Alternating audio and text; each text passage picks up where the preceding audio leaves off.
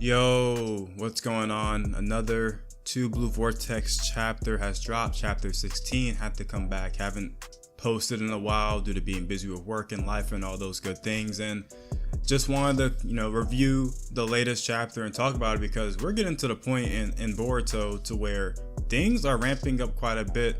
And, stuff we're learning about from Kashin Koji and all these collaborations that are going on behind the scene are getting a little bit more complex. So this chapter kind of dives into that a little bit, the relationship that Kashin Koji and Boruto have, as well as some allies that Kashin Koji has made within the Leaf Village. So this chapter starts off immediately talking about the Flying Rajin and comparing it to Boruto's jutsu that he created. And to sort of sum it up in a way, Boruto is able to displace chakra on certain metal objects and then teleport to them, but based on the visual range, he can reference those objects based on the shape. So the theory is that Boruto can use different shapes to know what object he's transporting to, and the farther away the objects are, the harder it will be.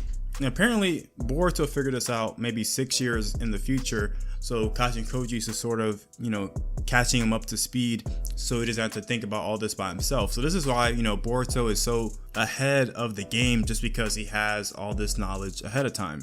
This is a completely different way to utilize the technique. Minato was sort of an expert when it came to using this, but because Boruto doesn't have that skill set, kind of had to develop his own way of using the technique or using something, sort of similar to it. So I really like how they broke this down, and Kashin Koji really just gave us a good explanation of why he's able to use the technique. And there's also some even better information a little bit later on where Kashin Koji tells Boruto a little bit about how knowing the future will sort of stray you further along from the track they call fate, and that once you know what's going to happen, it makes it less likely that you'll sort of forget about it and you'll continue to diverge off that path. So, and he's saying that in this case, the more people that try to diverge from fate makes the future unstable. So it's best if not that many people know about it. So kind of going to the next scene, we see Sarada and Sumire, and I'm not gonna lie, I could care less about this love triangle that's going on. I'm gonna try to go through it as fast as possible because I feel like this has no relevance to what's going on right now, and it's sort of like a very minor subplot. So when it becomes relevant, I'll sort of dive into a little bit more. But as for now, essentially they're talking, Sarada and Sumire, and Sumire is really upset with Sarada because when she saw Boruto for the first time, she leapt into Boruto's arms, and she was upset because Sumire likes Boruto, and that's essentially the argument. And then she runs upstairs. Also, something interesting that I got out of that is that they're still calling her class press.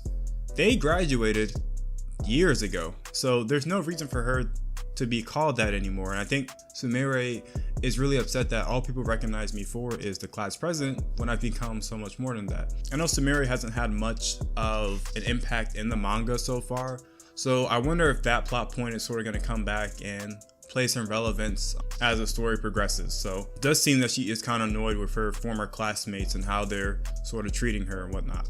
And something interesting that I like about the Boruto series is how they're sort of looping in the politics into it. So there's the two great lords, I don't recall their names, but the Daimyo is talking to them, and he's essentially saying that Boruto has been in and out the village for multiple times and you guys aren't able to capture him. If this happens again, the people in charge are going to talk to me. So seems like things are escalating even with the higher heads in the village, and if they end up not capturing Boruto or keep failing, Shikamaru may end up losing his position like how they threatened him before. So Shikamaru's on the burner, and anybody else involved in this is on grounds to be terminated and given no severance pay. So they're getting ready to sort of crack down on what's going on. It's like one guy, how come you can't capture him, right? But moving forward, we see a scene with Shikamaru and Ada, and Ada is telling Shikamaru about some of the stuff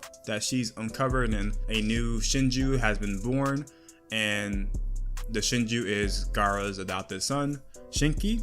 And essentially Shinki can undo the seal that was placed on Gaara and finish the job that was originally going to be done. So it seems like also that these are all past events. So Ada can't actually look into current events anymore because the bug Shinju is actually able to peer back at her, which is something they brought back a couple of chapters ago, and she is terrified of that. So she's not doing that anymore. She's only going to be doing past events. Kind of looping into this, Shikamaru then mentions a frog that he was talking to at some point, and then Kashin Koji sort of pops out of Ada's hair in the form of a frog and starts telling Shikamaru about what's going on and that you need to send Sarada, Mitsuki, and Konohamaru to the land of wind. So they're heading to the sand village, and the reason why they're doing that is because they need to defeat either the Shinki Shinju, the Moegi Shinju,